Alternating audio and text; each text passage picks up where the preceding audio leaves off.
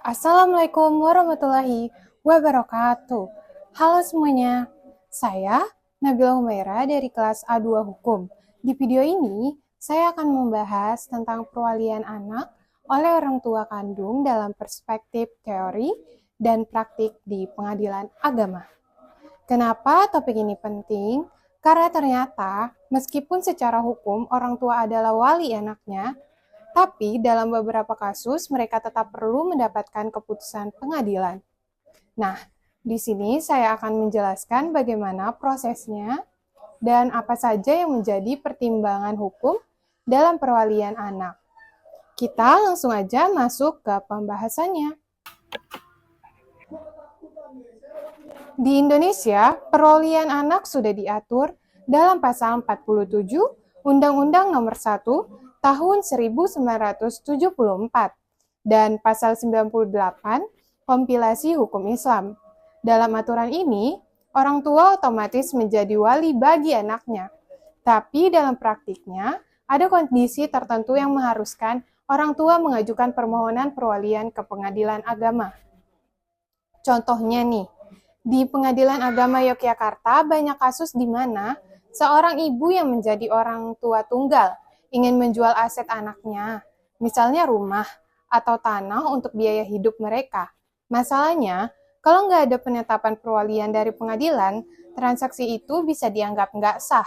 Itulah kenapa pengadilan perlu mengeluarkan keputusan untuk memastikan hak anak tetap terlindungi. Jadi, bagaimana proses pengajuan perwalian ini? Mari kita bahas.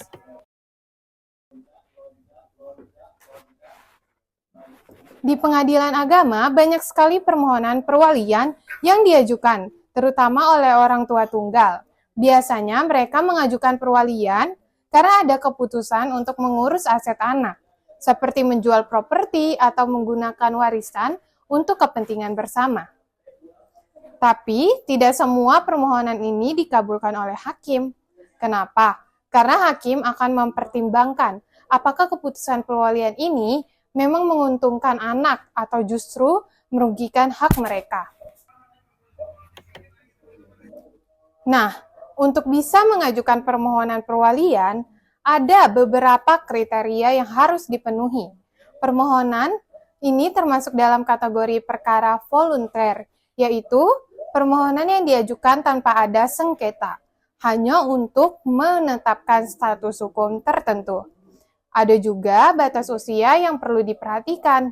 Menurut Undang-Undang Perkawinan, usia dewasa adalah 18 tahun, sedangkan dalam kompilasi hukum Islam dan KUH Perdata, usia dewasa bisa sampai 21 tahun.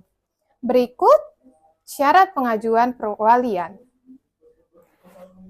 Yang pertama, fotokopi KTP pemohon harus dilegalisasi dengan materai Rp10.000.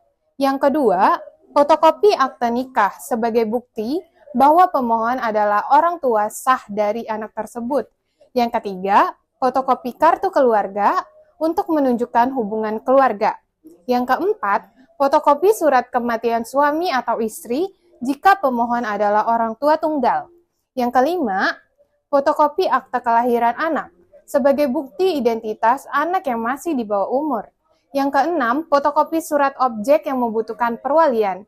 Yang terakhir, surat keterangan ahli waris dari kelurahan atau desa untuk memastikan bahwa pemohon berhak mengajukan perwalian.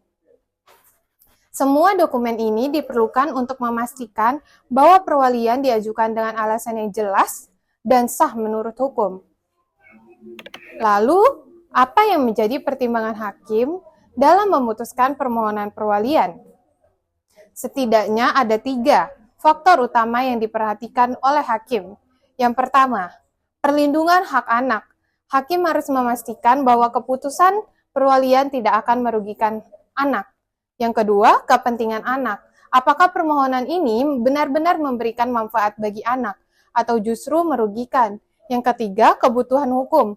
Misalnya dalam transaksi tanah atau aset lainnya, perwalian harus ada agar transaksi tersebut sah menurut hukum.